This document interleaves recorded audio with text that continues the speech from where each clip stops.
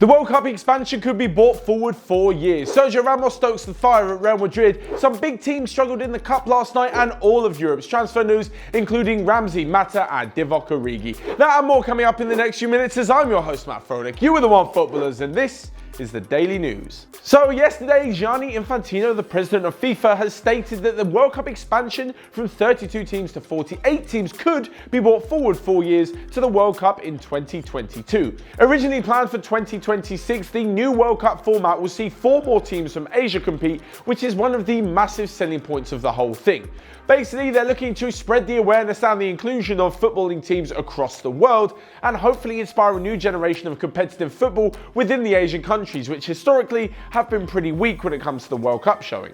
Although in the Far East, the likes of Japan and Korea have had amazing showings at World Cup in recent years, Iran are the only team from Central Asia to ever qualify for the latter stages and the World Cup finals. So it's pretty good that they'll be getting a chance to play on the international stage. However, there is a second point to this move, and it's likely to bore football fans a little more because it's a political one. Apparently, Infantino wants neighbouring countries to host each other and play against each other to try and soften political agendas.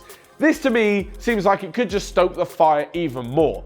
There is nothing that creates grudges, rivalries and long-term historical arguments than a football match does. I mean, look at every single club rivalry around the world. Some of it's been going on for over 100 years. So the thought of someone like Russia and Ukraine playing a calm football match against each other and then shaking hands afterwards seems a little bit unlikely. But talking of stoking fires, and club captain at Real Madrid, Sergio Ramos, is doing just that by liking an Instagram post which has slated half of his squad. Basically, this first started when the coach was sacked. Ramos put up a picture on Instagram saying that they need to all pull together, the time for talking is done, they need to act. That's all fair enough, a good rallying cry from the captain. He then liked a fan's Instagram page which called out Courtois, Nacho and Varane for not being good enough. This is only a few days after he then slated and apparently had a massive say in Antonio Conte joining the club. He said that respect is earned, not imposed, and that they've won massive things under big name managers and care more about player management than the tactical sessions. Pretty much the news that Antonio Conte won't be joining is down to Sergio Ramos' opinion.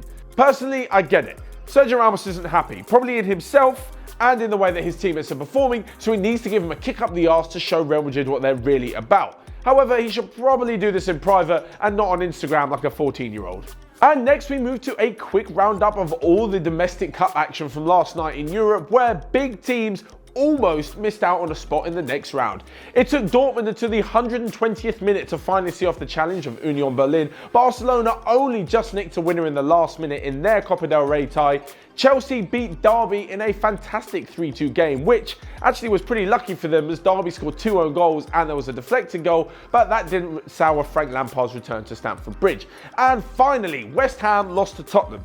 The same Tottenham that played just 48 hours ago against table-topping and champions-elect Manchester City. That's 2 cup final losses for West Ham in 2 weeks, and looking at the 2 pitch invaders that ran on the pitch, their security may need updating soon as well. And in other cup-related content, very quickly, for those of you who are a fan of the Copa Libertadores in South America, which is basically the South America version of the Champions League, there is a Super Clásico final going to take place in a few weeks, as River Plate and Boca Juniors both made it through. And lastly, we come to today's transfer news, which is headlined by Juan Mata. Apparently, the Manchester United midfielder is going to let his contract run down in the summer, meaning he can leave on a free transfer come July. However, with the teams that are interested, Juventus and Arsenal, one of them has a great advantage over the other, being that they can talk to him in January, and it's Juventus. Basically, the Bosman ruling states that a player can't talk to a club from the same country until his contract officially expires. This means Juventus can start talking to Mata in January, but if he rejects them or really wants to stay in England, Arsenal can start talking to him once his contract expires on the 1st of July.